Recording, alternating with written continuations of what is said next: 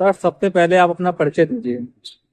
साथी साथियों, मेरा नाम है विजय कुमार एडवोकेट और मैं जनपद कन्नौज में जिला सत्र न्यायालय में मैं प्रैक्टिस करता सर हमारा एक सबसे पहला सवाल ये है कि आज के समय में पति पत्नी के बीच में छोटे छोटे झगड़े हो जाते हैं और बात कोर्ट कचहरी तक पहुंच जाती है। इसके संदर्भ में आप क्या कहना चाहते हैं? हूँ। देखिए, आपने पूछा है कि घर में पति पत्नी की छोटी छोटी बातों पर लड़ाई होती है और वो जो बात है वो कोर्ट कचहरी तक पहुंचती है, जिससे अ, दोनों परिवारों को बहुत कष्ट होता है।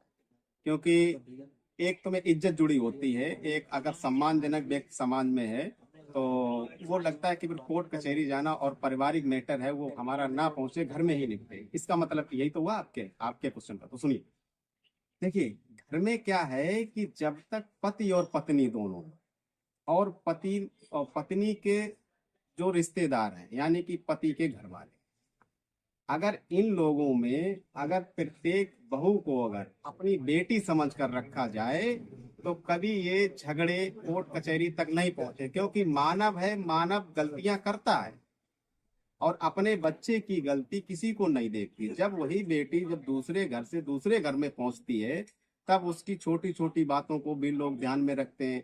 कितने टाइम उठी, कितने टाइम खाना खाया और कितनी तेज बोली, इन सब चीजों को लेकर जो एक पति का घर होता है, जो फिर पुरुषों का घर है, उसमें ये समस्याएं होती हैं। जब उसको बार बार जब फिर टार्चर किया जाता है, बार बार उससे बात जब फिर कही जाती है तो उसके मुंह से अगर कोई भी एक शब्द अगर ऊंची आवाज में निकल गया तो वहीं पर से विघटन होता है। जब तुम्हें आवाज निकलेगी तब उसके साथ में मारपीट होगी, या तो मारपीट नहीं होगी तो फिर मानसिक रूप से प्रताड़ित किया जाएगा या तो शारीरिक रूप से किया जाएगा। जब वो बर्दाश्त नहीं कर पाती है, देखिए अपराध बढ़ने लगा है।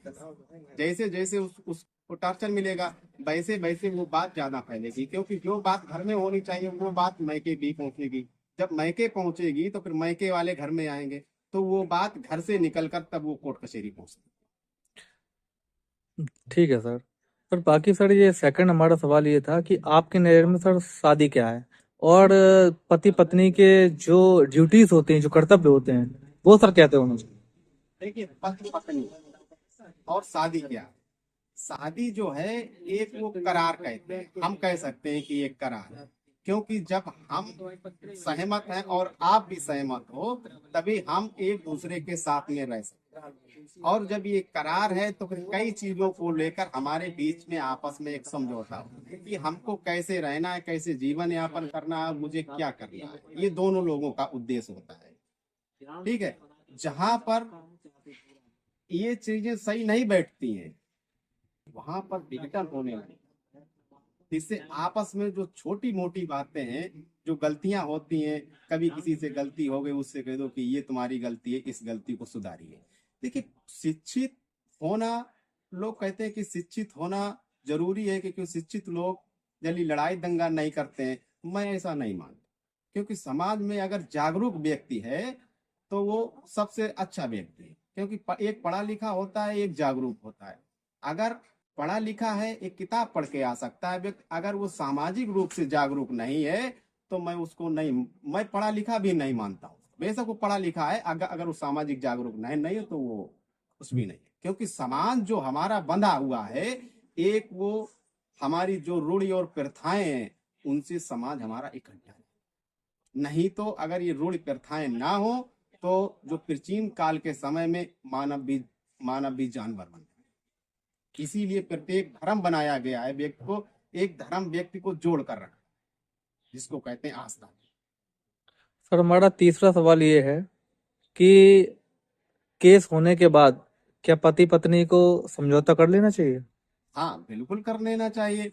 जिन बातों पर हमारा विवाद है, जिन बातों से हमारा विघटन हुआ है, जिन बातों से हमारा परिवार टूटा है, तो दोनों लोगों को अपनी अपनी गलतियां मान लेना चाहिए और एक संकल्प लेना चाहिए कि मैं ऐसी गलती कभी नहीं करूंगा। क्यों नहीं करूंगा?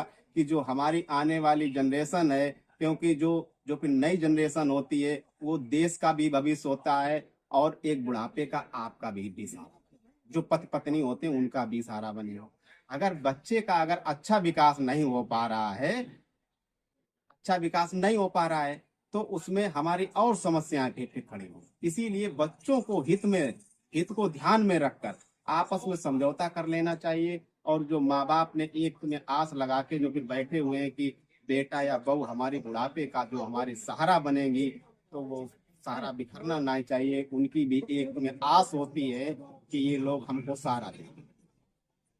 बहुत बहुत धन्यवाद सर, आपने हमारे तीनों सवालों का बहुत ही प्रेम और अपना मन लगाते हुए जो जवाब दिया उसके लिए हम बहुत धन्यवाद करते हैं।